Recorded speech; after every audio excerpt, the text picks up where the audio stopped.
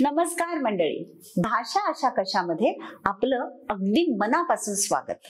चांग भलं र देवा चांग भलं, असा आपल्याकडे लोकदेवतांचा जय जयकार करण्याची एक पद्धत आहे मंडळी. याच्याशी खूप म्हणजे खूप साम्य असलेला एक शब्द पंजाबी भाषेत सुद्धा आहे बरं का. तो शब्द कोणता लक्षात येतोय का? येत नसेल लक्षात तर जरा थांबा आणि ऐका बरं हे.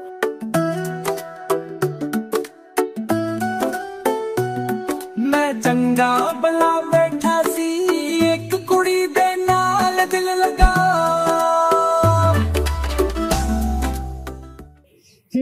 तर तो शब्द म्हणजे चंगा भला किंवा भला चंगा. कितीतरी हिंदी चित्रपटातून हा शब्द आपण कैक वेळेला ऐकलाय. पंजाबीत हा चंगा भला शब्द चांगला, छान, मस्त, मजेत असणं या अशा अर्थांनी वापरला जातो. तर मग मराठीतलं चांग भलं आणि पंजाबीतला चंगा भला या दोन शब्दांमधलं जे नातं आहे ते आपण समजून घेऊया. शाळेमध्ये लहानपणापासून आपण एक वाक्य ऐकलेलं असतं की आपली मराठी भाषा वळवेल तशी वळते. अहो पण मराठीच कशाला, कोणतीही भाषा अगदी वळवू तशी वळते. कारण जिवंत असणं, लवचिक असणं हे तिचं वैशिष्ट्य असतं.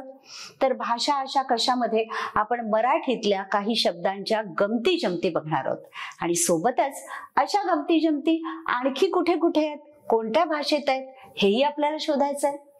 मंडळी, मराठीतील प्रसिद्ध नाटककार विजय तेंडुलकर यांनी एका भाषणात असं म्हटलं होतं की मराठी ही विशेषणांची भाषा आहे आणि त्याचा अनुभव आपण पदोपदी घेतो.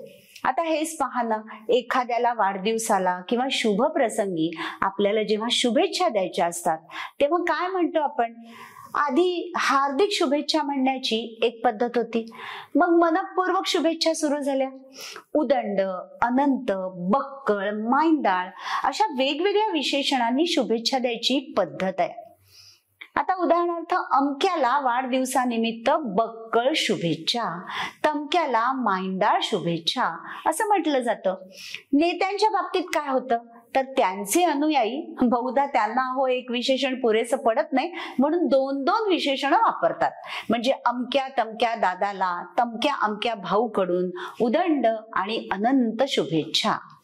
अशा विशेषणांची होर्डिंग्स आपण रस्त्यावर लागलेली पाहतो. आता दोन विशेषणं कोणती बरं यातली? चला तेही सांगून टाकते.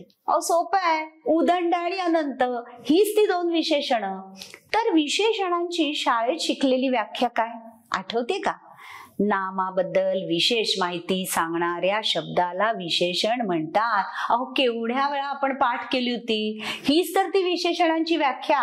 आणि आता तरीही कळलं नसेल तर अजून एक वेगळं उदाहरण पाहूया. सर्वसाधारणपणे कुणाचंही निधन दुःखद असतं, पण मराठीत निधन म्हटलं की त्याला जोडून दुःखद हे विशेषण अगदी हवं. जणू असं काही म्हटल्यावर नातेवाईकांना किंवा परिचितांना दुःख होणारच होणार आहे असं बहुतेक मराठी मनांना, मराठी माणसांना वाटत असावं. तर काळानुरूप विशेषणांमध्ये बरेच बदल झाले, पण या दुःखद निधनाच्या बाबतीत मात्र अजूनही बदल झालेला नाही. करुण, शोकपूर्ण अशी वेगवेगळी विशेषणं आहेत, पण बहुधा ती या निधनाच्या बाबतीत मराठी मनाला मानवलेली नसावी. मंडळी, शाळेमध्ये जेव्हा आपण व्याकरणाचा श्री गणेशा केला होता ना, अगदी पार ती आठवण तुम्हाला करून देते. जेव्हा आपल्या बाई विशेषण हा भाग शिकवायच्या तेव्हा हमखास जे विशेषण वापरलं जायचं ते चांगला, चांगली, चांगलं. तेव्हा चांगलं हे विशेषण एखाद्याचं कौतुक करण्यासाठी जरी वापरलं जात असलं तरी ते नकारात्मक अर्थानेही वापरलं जातं. म्हणजे बघा ना, मी त्याला चांगलाच ओळखून आहे असं आपण म्हणतो, किंवा मी चांगलं ओळखून आहे त्याला असं सुद्धा म्हटलं जातं. याच्यामध्ये एक नकारात्मक अर्थ सुचवायचा आहे हे स्पष्ट झालं. तर हा चांगला शब्द आला कुठून? मराठी शिवाय तो आणखी कुठल्या भाषेत वापरला जातो याविषयीची माहिती पाहिली की आपण चक्क थक्क होतो. म्हणजे मराठी भाषेतल्या चांगला या शब्दाशी साम्य असणारा संस्कृत मधला एक शब्द आहे, तो म्हणजे चंग. त्यालाच हिंदी भाषेत चांगला असा शब्द आहे. जुन्या हिंदीमध्ये हा शब्द प्रचलित होता. बंगालीत याच अर्थाचा चाना शब्द आहे. मराठीतल्या छान या शब्दाशी या शब्दाचं साम्य दिसतं बरं का. कानडीत चांगू, गुजरातीत चांगी, सिंधीमध्ये चंगू, पंजाबीत चंगा असे शब्द आहेत. ही चंग, चंगा, चांगू, चांगी, चंगो, चांगला, चांगला यातली गंमत इथेच संपत नाही. खरी गंमत ही आहे, मी सुरुवातीला म्हटलं तसं मराठीतलं चांग भलं आणि पंजाबीतलं चंगा भला या दोन शब्दात कितीतरी साम्य आहे की नाही. मराठीतलं भलं, भला, भले या शब्दांचा अर्थ सुद्धा शुभ, चांगला असाच तर आहे. एखाद्याने आपल्याला अडचणीत मदत केली तर आपण त्याला भला माणूस म्हणतो. एखाद्याला आशीर्वाद देताना देव तुझं भलं करो असं आपण म्हणतो. पंजाबीत हा चंगा भला शब्द चांगला, छान, मस्त, मजेत असणं या अर्थाने वापरला जातो.